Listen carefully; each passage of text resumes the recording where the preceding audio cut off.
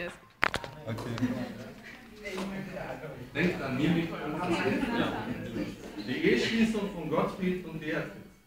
Als Beatrix nach ihrer ersten Ehe den Entschluss fasste, in eine zweite mit dem bärtigen Gottfried zu gehen, ist sie sich der Brisanz dieser Beziehung durchaus bewusst. Nicht nur, dass sie einen Aufrührer heiratet, der Heinrich III. Ein Dorn im Auge ist, nein, sie wendet sich damit auch gegen den Hof, an dem sie aufwuchs und großgezogen worden ist. Heinrich III. will das natürlich gar nicht gern und ist völlig frustriert. Beatrix redet erfolglos mit Heinrich. Kannst du jetzt aufstehen? Und du stellst dich bitte vor ihr hin. Nein, das ist Gottfried.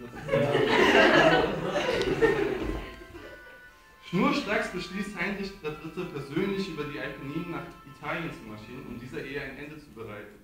Diese auch sehr machtvolle Verbindung kann er nicht. Während Gottfried nach einigen niedergeworfenen Ausfällen sofort die Flucht ergreift,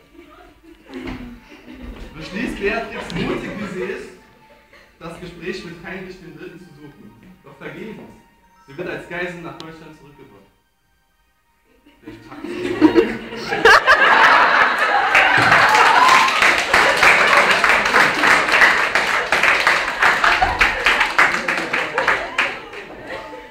Aber die Situation scheint ausweglos.